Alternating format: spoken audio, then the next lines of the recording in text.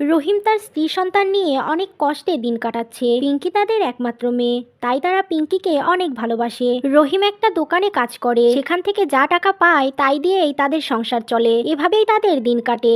শোনো না পিঙ্কির বাবা, মেয়েটা তো বড় হচ্ছে, তোমার এই কাজ করে তো আমাদের সংসার চলে না। কি আর করব বলো, আমি আর কি বা কাজ করতে পারি? এখন তাও কয়টা টাকা নিয়ে আসতে পারছি, কয়দিন পর কি হবে সেটাই বুঝতে পারছি না। তুমি তো দেখতেই পারছো আমার শরীরটা ভালো নেই।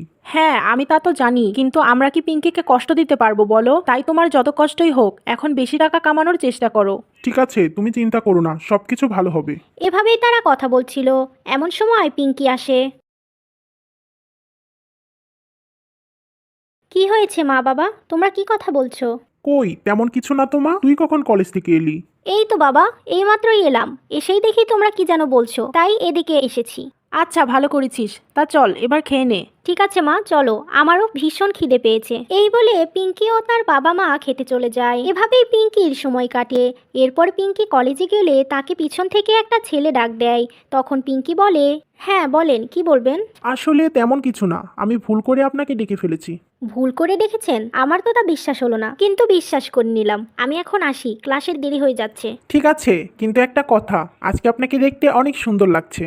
ধন্যবাদ। এই বলে পিঙ্কি চলে যায়, আর রাহুল মিষ্টি মিষ্টি হাসতে থাকে। আসলে রাহুল পিঙ্কিকে মনে মনে পছন্দ করত, কিন্তু পিঙ্কিকে বলার সাহস পেত না। এরপর পিঙ্কির ক্লাস শেষ হওয়ার পর যখন বাইরে আসে, তখন রাহুল বলে, আপনার সাথে কি একটু কথা বলতে পারি? হ্যাঁ বলেন, কিন্তু তাড়াতাড়ি, আমার বেশি সময় নেই। ওকে, বেশি সময় নেব না। আপনার বাড়ি কোথায়? ওই তো সামনে একটা বাজার আছে না, ওই বাজারের পেছনে। কিন্তু কেন? না, এমনি জিজ্ঞেস করলাম। আচ্ছা, আপনার কি কোনো পছন্দের মানুষ আছে? হ্যাঁ আছে। সে কে, জানতে পারি? অবশ্যই। আমার পছন্দের মানুষ তো তিনজন, আমার বাবা, আমার মা আর আমার বান্ধবী সুমি। উফ, এই মেয়েটা না আমাকে পুরাই চমকে দিয়েছে। কি যে একটা ভয় পেয়েছি। আসলে আমি আপনার এই পছন্দের কথা বলিনি, আমি জিজ্ঞেস করছি আপনার কোনো বয়ফ্রেন্ড আছে কিনা। ও না না, আমার কোনো বয়ফ্রেন্ড নেই, আর আমি কখনো বানাতেও চাই না, কারণ আমার জীবনে আমার ফ্রেন্ড আছে, আর সেটা আমার বাবা মা। আমি আর কাউকে চাই না। এই কথা বলে পিঙ্কি চলে যায়, আর রাহুলের অনেক মন খারাপ হয়। ক্লাস শেষে পিঙ্কি আর সুমি লাইব্রেরি রুমে যায়। কি রে পিঙ্কি, তখন রাহুল ভাইয়া তোকে কি বললো? আর বলিস না, উনি নাকি আমাকে ভালোবাসে, তাই আমাকে প্রপোজ করেছে। কি বলছিস, সত্যি? হ্যাঁ সত্যি। কিন্তু তুই অবাক হয়ে গেলি কেন? আরে তুই তো অনেক ভাগ্যবতী যে রাহুল ভাইয়া তোকে প্রপোজ করেছে। এই কলেজের প্রায় সব মেয়েরাই তার জন্য পাগল, কিন্তু সে কাউকে পাত্তা দেয় না। আর সেই কারণটাও আজ আমি বুঝতে পারলাম, কারণ সে তোকে ভালোবাসে। ওনার জন্য মানুষের এত ভালোবাসা কেন? দেখ, রাহুল ভাইয়া এমনিতেই অনেক সুন্দর, তার উপর তারা অনেক ধনী, আর মানুষ হিসেবেও অনেক ভালো, তাই তাকে সবাই পছন্দ করে। আচ্ছা এবার বল, প্রপোজ করার পর তুই কি বললি? আমি আর কি বলবো, তুই তো জানিসই আমি কারোর সাথে রিলেশন করতে চাই না, আমি একা থাকতেই পছন্দ করি। তাই বলে তুই এত ভালো একটা মানুষকে ফিরিয়ে দিবি? দরকার পড়লে দেব, কিন্তু আমি তাকে ভালোবাসতে পারবো না। দেখ, জীবনে কোনো না কোনো সময় মনের মানুষের দরকার হয়, আর সেটা যদি তুই এখন পেয়ে যাস, সেটা তো কোনো ক্ষতি নেই। সুমি, তুই এসব বাদ দে তো, আমার এসব নিয়ে কথা বলতে ভালো লাগছে না। এভাবেই দুই বান্ধবী কথা বলতে থাকে। পিঙ্কিকে ভালোবাসি, কিন্তু আমাকে পিঙ্কি ভালোবাসে না, আর কখনো বাসবেও না। তুই কি পিঙ্কিকে বলেছিস যে তুই পিঙ্কিকে ভালোবাসিস? না, বলি নাই, কিন্তু ও বলল ও কখনো কাউকে ভালোবাসবে না। বুঝলাম, ও কাউকে ভালোবাসবে না, কিন্তু তোকে তো ভালোবাসতে পারে। তুই পিঙ্কিকে ভালোবাসার কথা না জানিয়েই যদি এমন করি, তাহলে কেমন হলো বল? জানি না কেমন হলো, কি হলো, কিন্তু আমার কিছুই ভালো লাগছে না। রাহুল, আমি তো ভাবতাম তুই অনেক বুদ্ধিমান, কিন্তু এখন তো দেখছি তোর মাথায় পুরো গোবর ভরা। কেন, আমি কি করলাম? শোন, আমার কথাটা ভালোভাবে শোন। তুই কালকে পিঙ্কিকে তোর ভালোবাসার কথাটা জানা।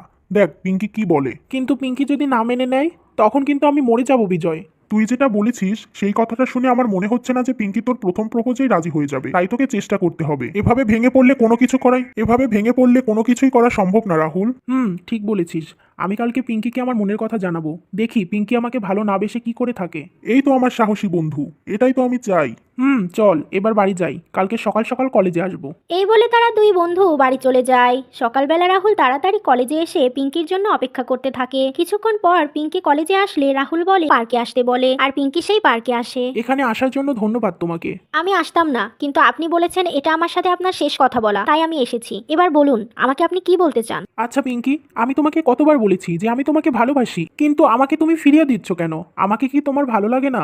মানুষ মানেই সুন্দর, সে যেমনই হোক না কেন। তাহলে তুমি কেন এমন করছো আমার সাথে? দেখেন, আমরা অনেক গরিব, আমাদের সাথে বড় লোকেদের কোনো ভালোবাসা হয় না। আজ আপনার ভালো লাগছে, কাল আপনার ভালো নাও লাগতে পারে, তাই আমি এসবের মধ্যে জড়াতে চাই না। আমাকে দয়া করে আর আপনি ভালোবাসার কথা বলবেন না। এই পৃথিবীতে সবাই সমান না পিঙ্কি। আমি তোমার বাবার টাকা দেখে তোমাকে ভালোবাসিনি, আমি শুধু তোমাকে দেখে ভালোবেসেছি। তাই তোমার বাবা গরিব নাকি ধনী এসব দেখার আমার কোনো দরকার নেই। আর আমি কথা দিলাম কখনো এগুলো নিয়ে তোমাকে আমি কিচ্ছু বলবো না। সত্যি বলছেন তো? সত্যি বলছি। তুমি শুধু আমাকে একবার ভালোবেসে দেখো, তোমাকে আমি কখনোই কষ্ট দেব না। আমিও আপনাকে ভালোবাসি, কিন্তু ভালোবাসতে যে ভয় হয় তাই বলিনি। কোনো ভয় নেই, এখন থেকে আমি তোমার পাশে আছি। আর শোনো, ভালোই যখন বাসো তাহলে ভালোবাসার মানুষকে আর আপনি করে বলো না। ঠিক আছে। শুধু ঠিক আছে, আর কিছু বলবে না? এভাবে তাদের ভালোবাসা হয়ে যায়। এরপর থেকে তারা প্রতিদিন পার্কে দেখা করত, আবার বাড়িতে এসে ফোনে দুজন রাত ভোর কথা বলতো। এভাবেই তারা দুইজন আরো বেশি ঘনিষ্ঠ হয়ে পড়ে। তারা বিভিন্ন জায়গায় ট্যুরে যেত। এভাবেই একদিন। কি রে পিঙ্কি, তোর মুখটা এত শুকনো লাগছে কেন? তোর কি শরীর খারাপ? হ্যাঁ মা, আমার শরীরটা কেমন জানি ভালো লাগছে না, শুধু বমি বমি লাগছে। তাহলে যা, তোর বাবাকে সাথে নিয়ে ডাক্তারের কাছ থেকে ঘুরে আয়। মনে হচ্ছে পেটে অনেক গ্যাসের সমস্যা হয়েছে। ঠিক আছে মা, আজ না কালকে যাব। এখন তো বাড়িতেই আছি, কলেজ তো কয়দিন ছুটি। ঠিক আছে আয়, তাহলে কিছু খেয়ে নে। না মা, এখন কিছু খাবো না, আমার ভালো লাগছে না। তুমি এখন যে পিঙ্কিদের বাড়ি আসে। পিঙ্কি, কলেজ তো খুলেছে, তুই কলেজে যাচ্ছিস না কেন? আসলে সুমি, আমার শরীরটা ভালো নেই, তাই কলেজে যেতে মন চাচ্ছে না। ও আচ্ছা, কিন্তু তোর পেটটা এমন উঁচু লাগছে কেন? কেমন জানি আমার কাছে অনেক উঁচু মনে হয়, কিছু খেতেও পারি না, যা খাই বমি হয়ে যাচ্ছে। কি বলছিস পিঙ্কি? তোর মা কিছু বলেনি? কি বলবে মা? আর তুই এমন চমকে গেলি কেন? আরে তুই কয়দিন আগে তো রাহুল ভাইয়ের সাথে ট্যুরে গিয়েছিলি, বেবি হয়ে যায়নি তো? কি বলছিস? আমার বেবি হয়ে গেছে? এখন আমি কি করব? আগেই ভয় পাস না, চল ডাক্তারের কাছে চল, চেক আপ করে দেখি যে সত্যি বেবি হয়েছে কিনা। এরপর পিঙ্কি আর সুমি ডাক্তারের কাছে যায়। সেখানে গিয়ে জানতে পারে পিঙ্কি প্রেগনেন্ট। তাই পিঙ্কি রাহুলের সাথে দেখা করে। রাহুল, আমি প্রেগনেন্ট, এখন আমি কি করব বলো? দেখো পিঙ্কি, এখন তো আমি কোনো চাকরি করি না, তোমাকে এখন বিয়ে করা আমার সম্ভব না। তুমি এই বাচ্চাটাকে নষ্ট করে দাও। এটা তুমি কি বলছো? আমি এই বাচ্চাটাকে নষ্ট করতে পারবো না। তুমি আমাকে বিয়ে করো, আমি পৃথিবীর সব কষ্ট মানতে রাজি আছি। এখানে কষ্ট সুখের কিছু নেই, এখানে আমাদের ক্যারিয়ারের ব্যাপার। তুমি কেন বুঝতে পারছো না? এই বাচ্চাটাকে রাখলে আমাদের ভবিষ্যৎ অন্ধকার হয়ে যাবে। তুমি এতটা পাষাণ হয়ে গেলে রাহুল, যে এখনো এই পৃথিবীতেই আসেনি তাকে তুমি খুন করতে চাইছো? ছি রাহুল, ছি। দেখো, তুমি যদি এই বাচ্চাটাকে নষ্ট না করো তাহলে তুমি আমার সাথে আর কখনো দেখা করবে না, আর কথাও বলবে না। তা তো এখন তুমি বলবেই, কারণ আমি যে গরিব। তুমি শুধু আমাকে ব্যবহার করেছো, কখনো ভালোবাসোনি, তাই তো এখন বিয়ে করতে অস্বীকার করছো। তোমার যা ইচ্ছে তুমি তাই ভাবো, আমি এখন আসছি। পিঙ্কির মা, কি শুনলাম আমি? তোমার মেয়ের নাকি বাচ্চা হবে? এসব কি বলছেন আপনি? ভুল শুনেছেন আপনি। তাহলে তোমার মেয়েকে ডাকো, একটু দেখি। ও তো আর বাইরে বের হয় না, ও অনেক অসুস্থ, তাই সব সময় ঘরে থাকে। আর লুকিও না পিঙ্কির মা, আমরা সব জানি। তোমার মেয়ে তো বিয়ের আগেই অন্তঃসত্ত্বা হয়েছে। এমন মেয়ে পাড়াতে দেখিনি গো। নির্লজ্জ বেহায়া মেয়ে কোথাকার, অবৈধ সন্তান পেটে রাখে। তোমার মেয়ে যে এটা করবে কখনো ভাবিনি। দয়ার জন্য আমার বাবা মাকে এত কথা শুনতে হচ্ছে। ভুল তো আমি করেছি, তারা তো করেনি, কিন্তু অপমানের ভাগ সবাইকে নিতে হচ্ছে। আর আমার বাচ্চাটা এই পৃথিবীতে আসলে না জানি তাকে কি বলবে সবাই। পিঙ্কি বসে বসে এগুলোই ভাবতে থাকে। সারাদিন মেয়েটা আমার ঘরবন্দি হয়ে থাকে, ও কোথায় বা যাবে? দেখো, ঘরেই আছে। দেখো তো পিঙ্কির বাবা, এটা কিসের কাগজ? এটা তো পিঙ্কির চিঠি। এরপর পিঙ্কির বাবা চিঠিটা পড়ে। প্রিয় বাবা মা, তোমরা আমার জন্য অনেক কষ্ট করেছো, এখনো করছো, কিন্তু আমি তোমাদের কখনো সুখ দিতে পারিনি, আর আমার মনে হয় না কখনো পারবো। তোমাদের এত এত অপমান আমি আর সহ্য করতে পারছি না, তাই তোমাদের ছেড়ে আমি অনেক দূরে চলে গেলাম। তোমরা ভালো থেকো আর আমার জন্য দোয়া করো। তোমাদের সাথে আমার আবার দেখা হবে।